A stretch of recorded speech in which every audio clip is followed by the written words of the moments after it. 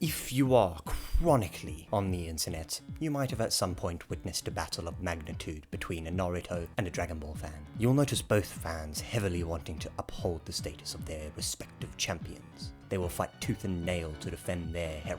What they don't realize is that the actual strongest is One Punch Man. All jokes aside, I do think that the anime community can be a tad bit silly sometimes. So with that, these are the observations that I have made. To be clear, I'm not here to shame anyone for being an anime fan. All I want to do is look at some absurd behaviors and interesting accounts that I have witnessed over literal drawings. What better place to start other than by taking a quick look at the archetypal shonen fan? Ah yes, those guys. You know the ones I'm talking about. The guys that argue relentlessly over who would win in the fight, and then speculate about how the unreleased next arc will continue, and then promptly write a 24-page fully cited essay as to why Goku would, to a large extent, clap Superman. These guys are, as I like to call them, the power scaling elites, and I'm very familiar with the space because when I first watched Dragon Ball, your homie learned all of it. Like, I consumed every single little bit of knowledge that I could about Dragon Ball. So much so to the point that if there were a qualification or a PhD for Dragon Ball, I would probably have one.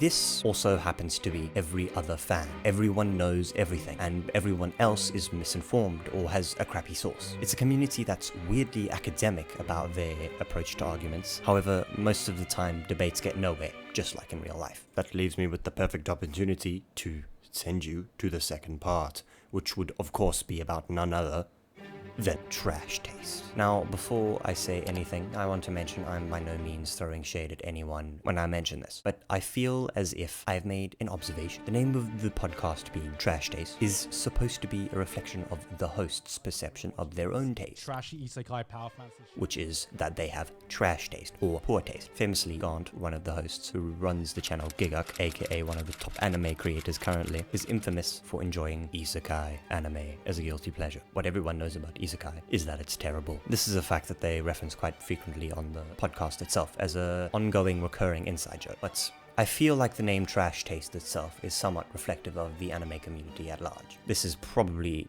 digging way too deep into a concept that I definitely do not need to dig into, but this is a community where the expectations are constantly raising for quality, so much to the point that this raising of expectations has a name. It's the Mappa effect, a term coined by creator Sammy already. If you want an in-depth breakdown of his argument, I'll link in the description, but more or less it basically says that Mappa makes some really, really good well-animated anime, but then they will release other anime that aren't on the same level of animation because, you know, they can't give infinite budget to everything. Point being, I think Trash Taste is a perfectly accurate description of what everyone thinks of everyone else's taste. If your favorite anime is Naruto, you're toxic. The My Hero Academia fans are degenerates of magnitude. Don't even get me started on it. Attack on Titan has the most deep story, and the ending is good. Chainsaw Metal is so good. How good my anime? You don't like seriously? Attack on Titan. That's only like one of those people. You just have bad taste.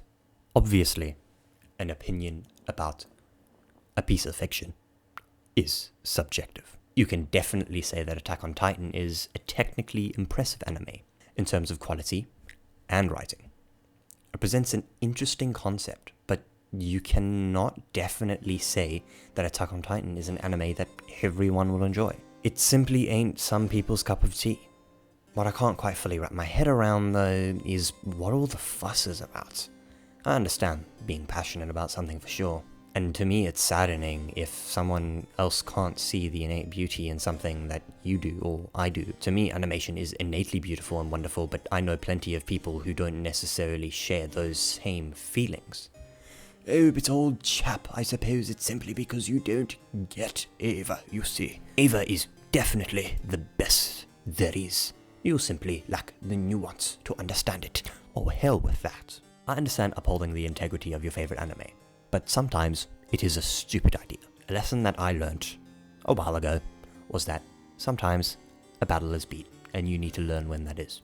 The reason I think Trash Taste is just a suitable name for the biggest anime, not anime, podcast is because there isn't anyone that has the correct taste. The anime community is just a bunch of people that have crappy taste, telling other people that they have crappy taste because the other people think that they have crappy taste and they think that their taste is the best, but the crappy taste is actually the other people, and the other people think that all the other people you get my point.